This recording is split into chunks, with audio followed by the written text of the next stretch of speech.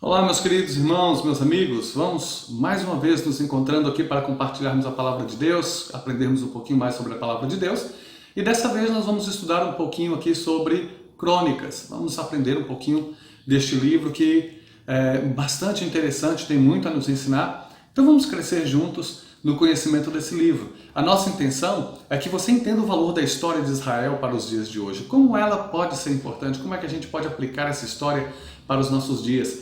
É confiar na soberania de Deus sobre a história humana e traduzir os efeitos de Deus no passado como prova de fé para os seus contemporâneos. Então vamos estudar um pouquinho do livro de Crônicas, aprender um pouquinho mais sobre esse livro. Vamos lá? Crônicas é o último relato canônico da história da monarquia de Israel. Além de alguns episódios nos livros proféticos, Samuel, Reis e Crônicas, completam a revelação direta de Deus acerca dessa história.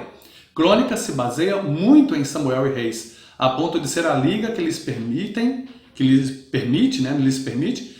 serem interpretados como livros sinóticos, ou seja, livros de conteúdo semelhantes. Crônicas, de fato, conta a mesma história que os outros dois sinóticos, mas entende essa história de forma diferente. Tudo muda após um grande trauma com o exílio, e Crônicas é a primeira mostra dessa mudança.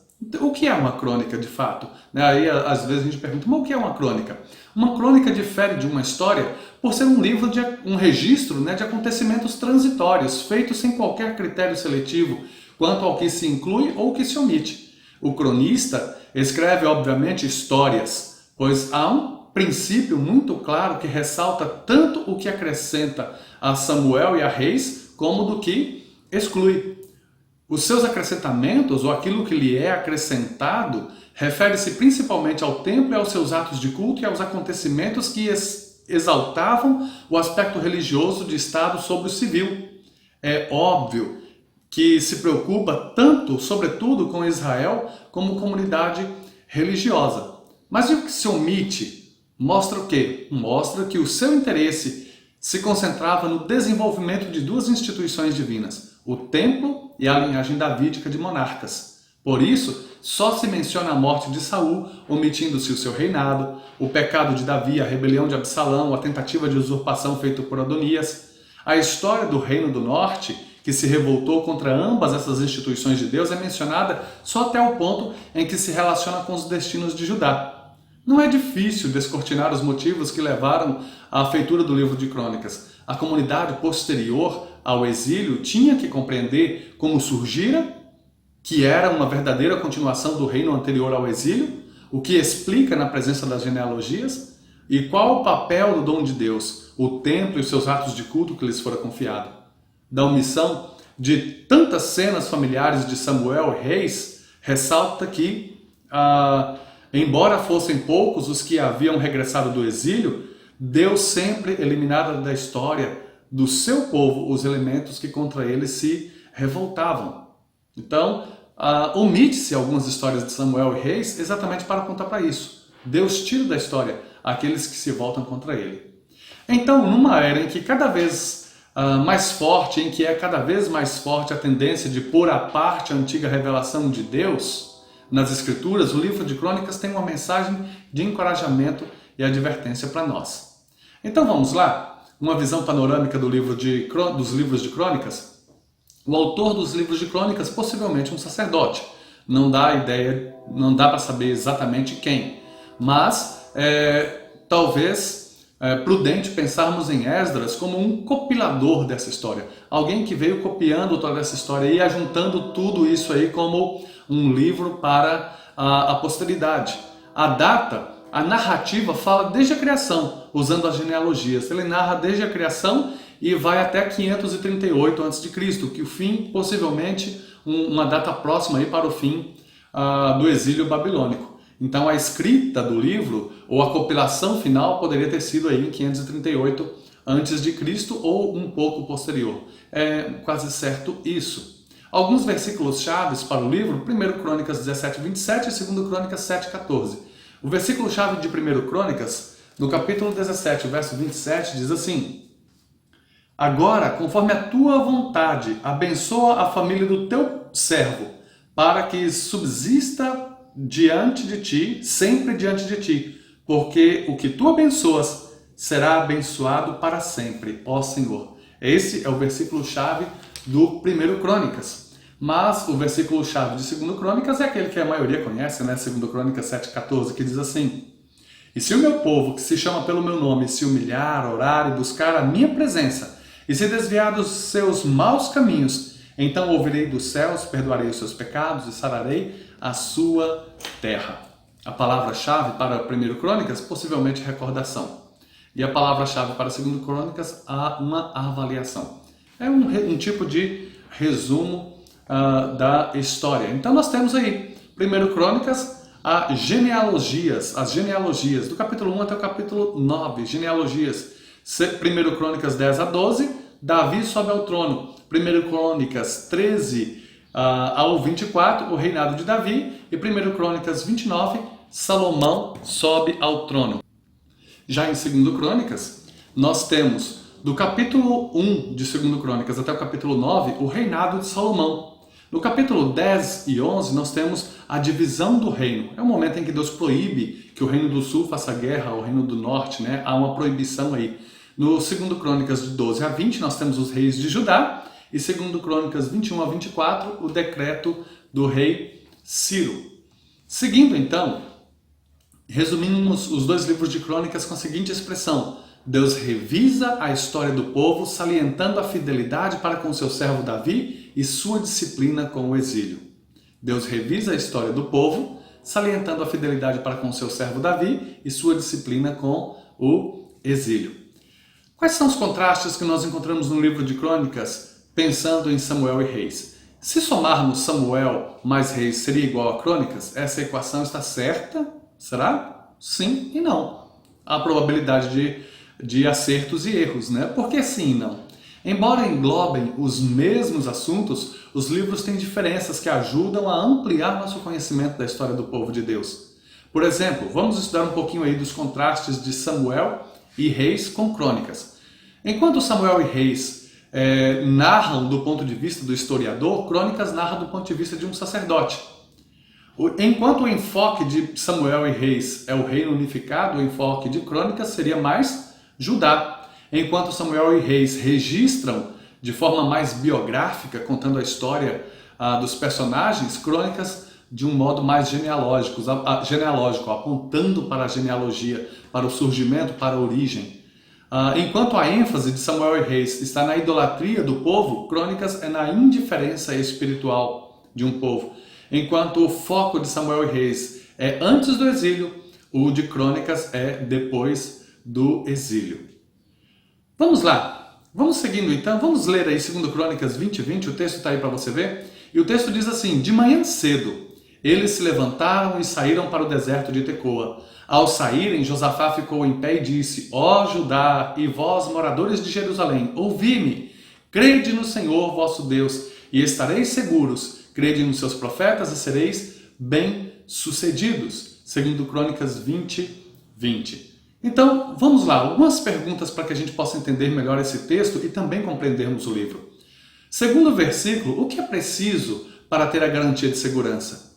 O que significaria a garantia de segurança para um povo que foi dominado e aprisionado no exílio babilônico? Quem fez esse pronunciamento? A pessoa era descendente de quem? A quem o pronunciamento é feito? Judá fazia parte do reino de quem? O que esse versículo diz que precisamos fazer para crer no Senhor e ficar seguros? Então essas são algumas perguntas interessantes para a gente buscar responder. E eu gostaria que você parasse, pegasse essas perguntas, olhasse para o texto que foi dado, 2 Crônicas 20 e 20, e respondesse essas perguntas olhando apenas para aquele versículo, a fim de que você possa tirar um proveito maior. E eu vou falar um pouco mais sobre isso, mas eu quero que você reflita, primeiramente. Responda essas perguntas, depois continue o vídeo. Vamos lá? Uma história recontada. O contexto pós-exílio. Uma das principais diferenças de Crônicas para os outros dois livros sinóticos, Samuel e Reis, é o contexto do autor e dos leitores dessa história recontada. No fim do exílio e início do período pós-exílio, as questões a serem respondidas eram se Deus havia falhado ou abandonado Israel. Será que Deus falhou ou abandonou? O povo foi para o exílio, 70 anos de cativeiro, agora estão voltando. Será que Deus falhou? Ou Deus abandonou Israel?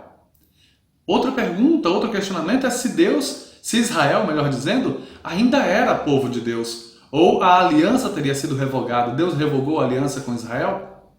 Se os deuses dos babilônicos eram mais poderosos do que o Senhor Deus, será que era? Crônicas foi organizado a fim de mostrar que Israel ainda era povo de Deus, que a aliança não fora revogada e que o Senhor não havia sido derrotado. Pelo contrário, sua soberania permanecia apesar da queda de Israel. Deus permanecia soberano, Deus ainda estava trabalhando. E é fantástico quando você lê Ezequiel. Ezequiel é lindo nisso, para mostrar isso, que Deus ainda continua com o seu povo, que Deus ainda continua sendo o Senhor soberano sobre a história, mas que Ele está levando o seu povo para um exílio a fim de discipliná-lo. Isso é fantástico. Leia Ezequiel, você vai gostar muito. Quando chegarmos em Ezequiel, você vai conseguir enxergar tudo isso de modo fantástico. Mas vamos lá, vamos seguindo. A aliança davídica. Essa história está sendo recontada no pós-exílio com o fim de mostrar que um dos eixos para alcançar as respostas citadas anteriormente é o destaque conferido à aliança de Davi. A aliança que Deus fez com Davi, lá em 2 Samuel capítulo 7, 1 Crônicas 17, pela manutenção da aliança e preservação da dinastia davídica. Era possível enxergar a fidelidade de Deus às suas palavras. Deus disse que manteria a linhagem de Davi, e lá em 2 Samuel 7 nós temos Deus dizendo assim que vai dar na linhagem de Davi não faltará um rei que governe para sempre. E Deus vai cumprir essa promessa. Isso é fantástico. É muito lindo, é maravilhoso a gente entender essa história e enxergarmos Jesus nessa história. Mas é para você refletir aí depois, ok? Então, ainda na aliança davídica, nós podemos ver que daí a ênfase no Reino do Sul. Por quê? Porque todos os reis do Reino do Sul foram sucessores de Davi, foram da linhagem,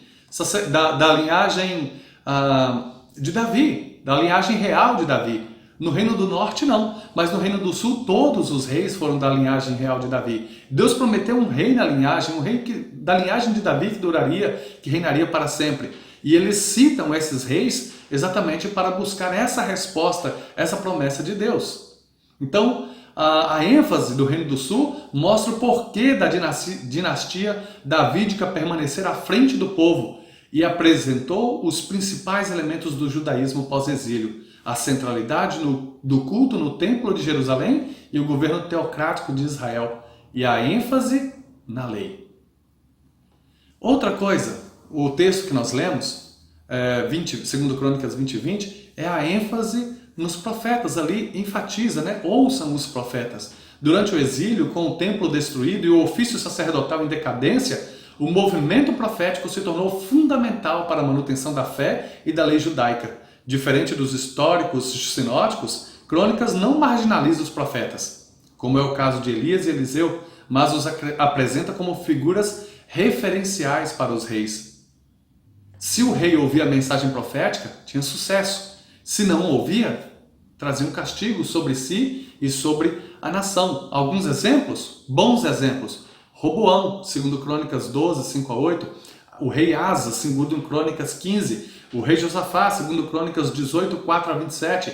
O rei Josias, 2 Crônicas 19-33. Dê uma lida nesses textos, para aí e leia esses textos. Veja, enquanto eles ouviam a voz de Deus, eles ouviam a voz dos profetas, a pregação dos profetas, eles eram abençoados. Quando não, alguma coisa ruim acontecia. Como, por exemplo, maus exemplos. Joás, 2 Crônicas 24, 17-24. E Amazias, em 2 Crônicas 25, do verso 14 ao verso 24. Mais uma vez, leia. Uma curiosidade. Genealogia no livro de Crônicas é a mais longa das Escrituras. A mais longa genealogia das Escrituras. São 9 capítulos destinados a essas genealogias. Servia para mostrar que os que voltavam do cativeiro babilônicos, eles tinham laços tribais. E a autenticidade era revelada ali, a autenticidade do sacerdócio levítico.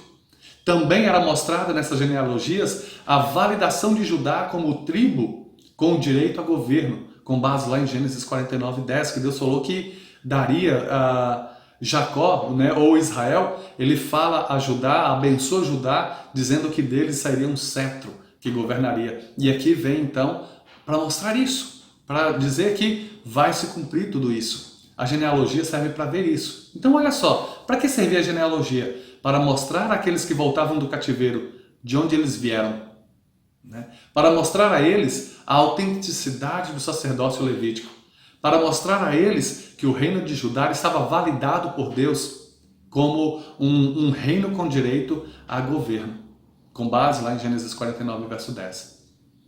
Outra curiosidade são os partidários de Davi. O escritor, ele não cita os momentos mais sombrios do reinado de Davi. Eu já falei isso na introdução, como a revolta de Saul, a história de Saul não é muito narrada, a revolta do seu filho Absalão, o adultério de Davi com Batseba, a rebelião de Adonias. Então, isso por causa da intenção do livro de Crônicas, que é valorizar a dinastia de Davi como governantes de Israel no pós-exílio, ou após o exílio.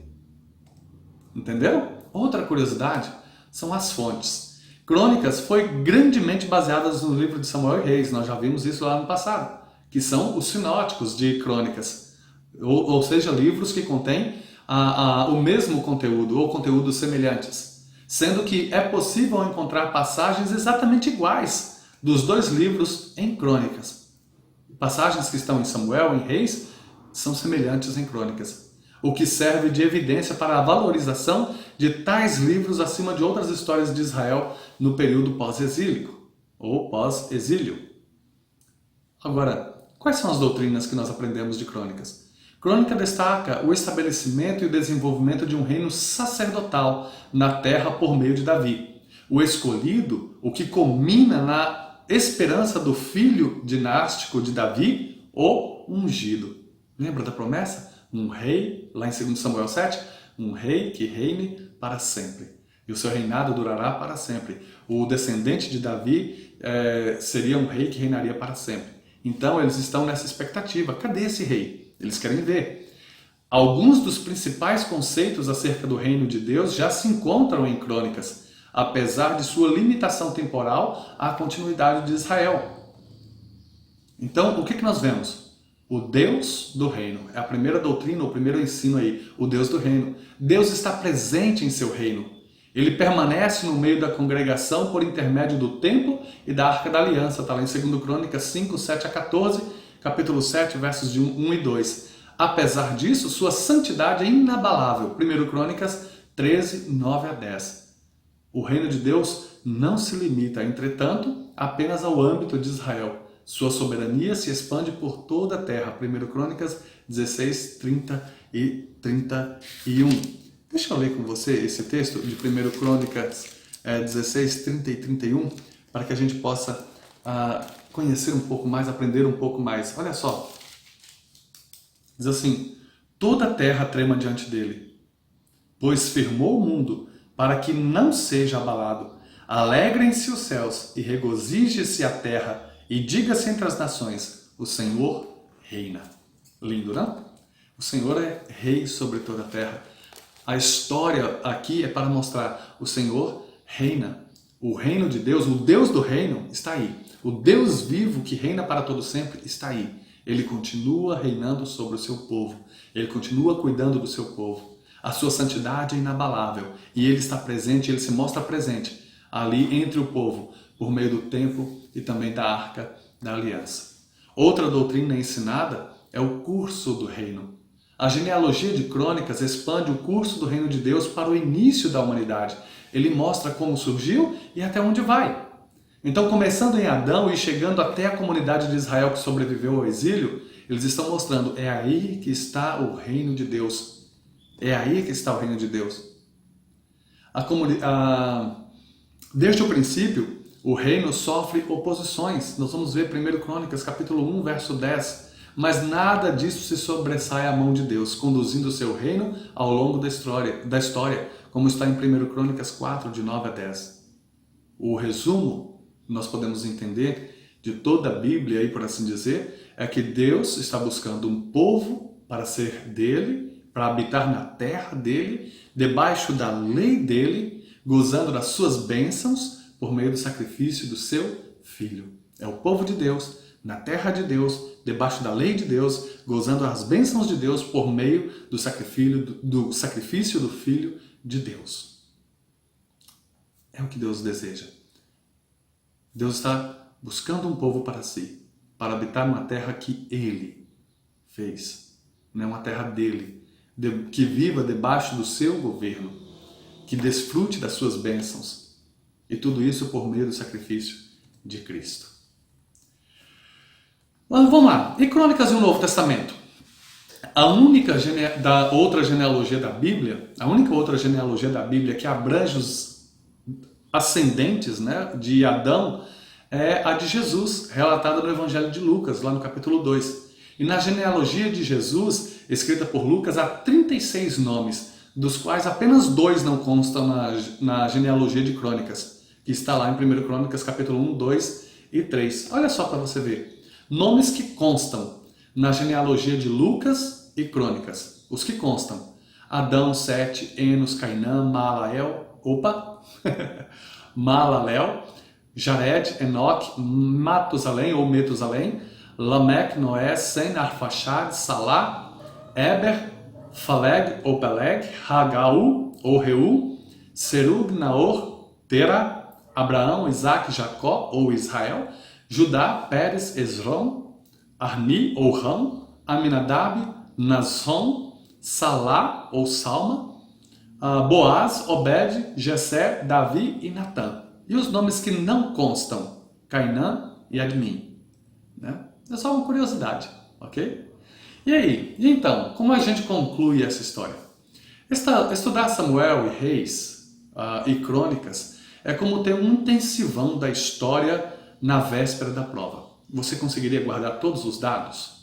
Se eu pegasse aqui com você, olha, nós já estudamos nas 3 semanas aqui Samuel, Reis e Crônicas. Estudamos 1º e 2º Samuel, 1º e 2º Reis, 1º e 2º Crônicas. Vamos fazer uma prova? Agora, nas 3 semanas passadas, nas 3 aulas passadas, nós estudamos.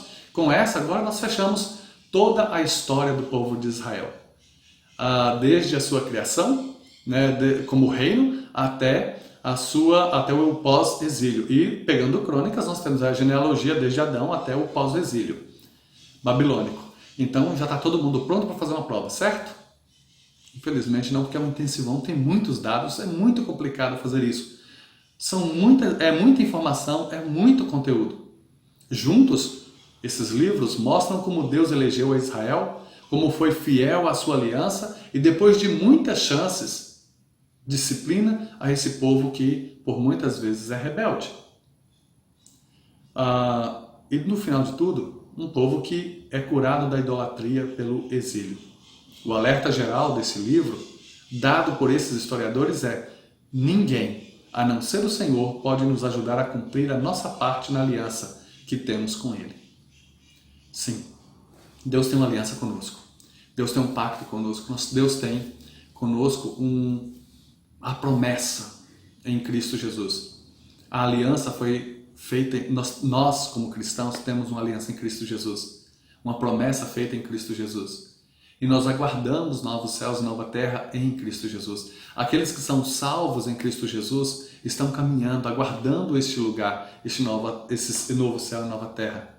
Nós cremos que somos o povo de Deus em Cristo Jesus, aguardando a terra de Deus por meio de Cristo Jesus, aquela terra que Jesus disse que foi preparar lá em João 14.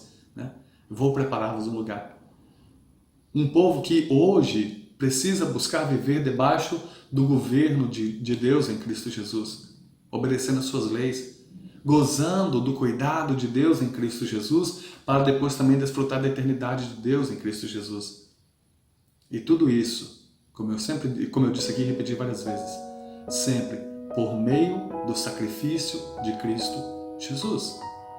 Nós somos esse povo. Nós precisamos aguardar, precisamos buscar e precisamos crer que em Cristo Jesus nós podemos ser o povo de Deus, debaixo da lei de Deus, vivendo para a glória de Deus, desfrutando das bênçãos de Deus, aguardando o lar celestial, tudo isso por causa do sacrifício de Cristo. Mas é fácil viver essa vida de cristão, essa vida de servo de Deus? Não. Ninguém, a não ser o Senhor, pode nos ajudar a cumprir a nossa parte nessa aliança que temos com Ele. Somente Jesus pode nos fortalecer a isso. O povo de Israel aprendeu isso no exílio. E nós aprendemos que sem Jesus nós não podemos fazer nada. Como está lá em João 15. Ele é a videira e nós somos os ramos. E sem Ele nós não podemos fazer nada. Precisamos de Jesus para continuar. Então esse é o meu desafio. Creia em Cristo Jesus. Dependa de Cristo Jesus. Entenda que Jesus é o Rei prometido a Davi. E que Ele, por meio dele, nós somos o seu povo e estamos indo para a sua terra, para habitar para sempre ao lado de Deus em Cristo Jesus. Que Deus nos abençoe. Mais uma vez eu repito, leia esse material, pare o vídeo, leia os versículos bíblicos, aprenda um pouco mais dessa história para que você possa crescer cada vez mais e glorificar a Deus no seu viver. Amém? Muito obrigado por estar aqui conosco. Nós finalizamos por aqui no desejo de juntos continuarmos essa caminhada aprendendo mais e mais da palavra de Deus. Deus nos abençoe. Até a próxima.